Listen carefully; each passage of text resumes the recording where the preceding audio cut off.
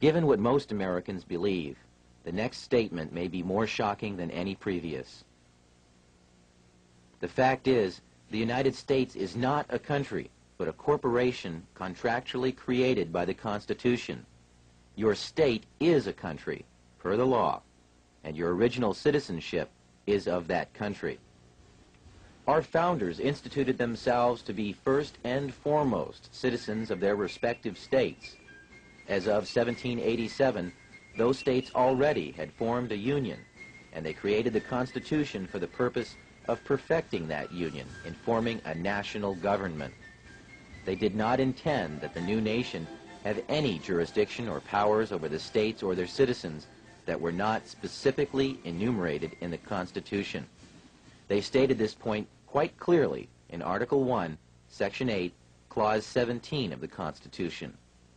They granted the United States exclusive legislation in all cases whatsoever over such district not exceeding 10 miles square as may become the seat of the government of the United States, our District of Columbia, and to exercise authority over all places purchased by the consent of the states.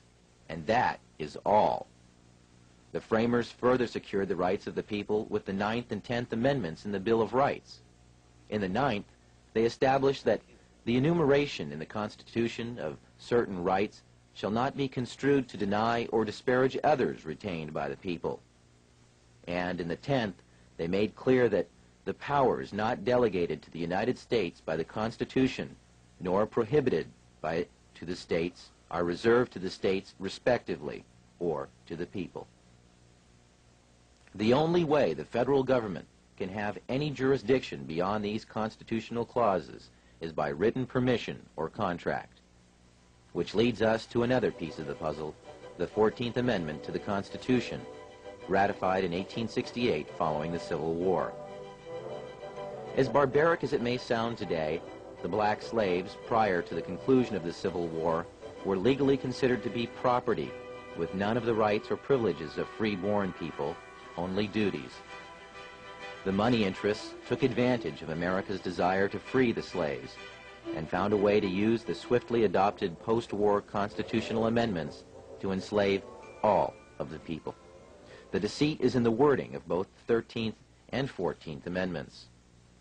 You will note that the 13th Amendment provides that neither slavery nor involuntary servitude shall exist within the United States. But why the emphasis on involuntary servitude? Isn't it the same thing as slavery? Sure it is. But they had to mention the concept of involuntary servitude because they wished to retain another type of slavery, voluntary servitude.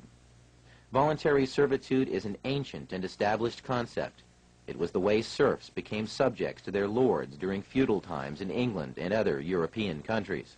It was a way for free men to earn a living at a time when all property was held by a select few, and thus anyone who wanted to farm and support their family had first to agree to be subject to a lord of the land. Our forefathers hated this concept and designed our Constitution to exclude titles of nobility, making all Americans sovereign. The 14th Amendment turned the intention of the founders on its ear by making voluntary servitude a requirement for former slaves to gain the rights already guaranteed to free-born United States citizens.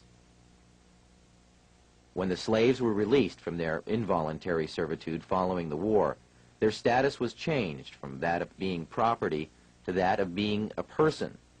But being a person still entitled them to none of the rights associated with citizenship. So the 14th Amendment ostensibly was written to provide the former slaves with the same constitutional rights of free-born American citizens, but only if they agreed first to become subject to the jurisdiction of the corporate United States.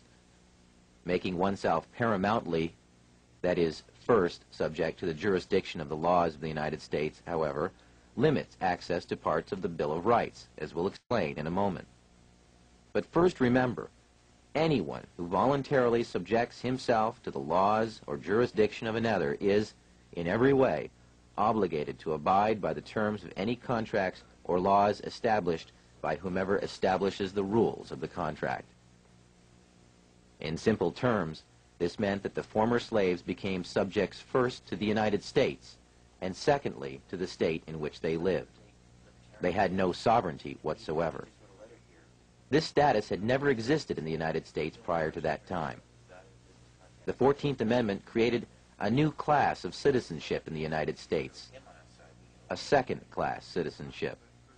Up until 1868, every American was a paramount citizen of their state, and by virtue of that, also a citizen of the United States, with full individual sovereignty as guaranteed by Amendments 9 and 10 in the Bill of Rights.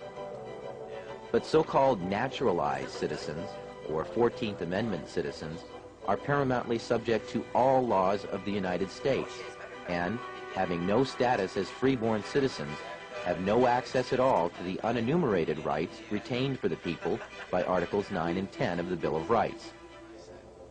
That's because, in order to get any rights at all, they had to subject themselves to the jurisdiction of the corporate United States, which left them no unenumerated rights. The only rights they had were those specifically written into the Constitution. The sad tragedy of America today is that all U.S. citizens, regardless of race, are now 14th Amendment slaves due to contracts with the government of the United States through Social Security, birth certificates, driving licenses, citizenship statements, tax forms, and many other documents. The true paramount citizenship that all Americans deserve is that of their respective state, which is a sovereign citizenship. Such status would exempt them from federal and state income taxes, as well as property and inheritance taxes. This sovereign citizenship was the status held by our forefathers. Now, if you're still thinking that the U.S. government needs to have a central bank and collect income tax or it will collapse, think again. Over 2/3 of the federal government's income is derived from sources other than income tax. There is even evidence suggesting that none of your income tax is used by the government. Fees, excise taxes, tariffs, sales taxes, and other forms of income have easily supported the U.S. budget in the past and could easily support it now. We have done without a national bank for large stretches of our history, and the U.S. Treasury is perfectly capable of printing and managing a money supply. In fact, the only constitutionally sanctioned currency is backed by gold or other precious metals.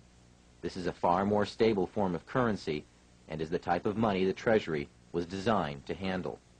The government was doing so well collecting money under these original laws that it had amassed a huge surplus by the time this cartoon was penned 100 years later in 1887, when there still was no income tax collected at all. Up to this point, we have shown you how the money interests have 1. Established the Federal Reserve System, and 2. Exploited a second class of citizenship created by the 14th Amendment for other purposes. And we have mentioned a few names involved in the creation of the Fed. But there are other organizations working for our economic enslavement as well, along with other extremely rich and powerful international bankers. Those who support the Fed have created a global movement to centralize economic power in various puppet organizations that preach peace and stability through some variation of socialism, but act aggressively to draw nations into a web of foreign debt and servitude to their agenda.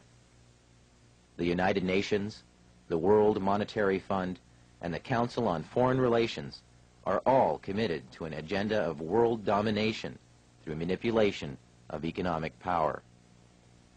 The Council on Foreign Relations openly admits to being a private club, yet it is the primary recruiting post in both international banking and the federal government of the United States. Richard Nixon, Nelson Rockefeller, John Foster Dulles, Dean Rusk, Alger Hiss, Robert S. McNamara, and every president since FDR, with the exception of John Kennedy, have been members of this exclusive club where super financiers and your elected representatives can mix freely and plan the next step in the consolidation of power in a new world order.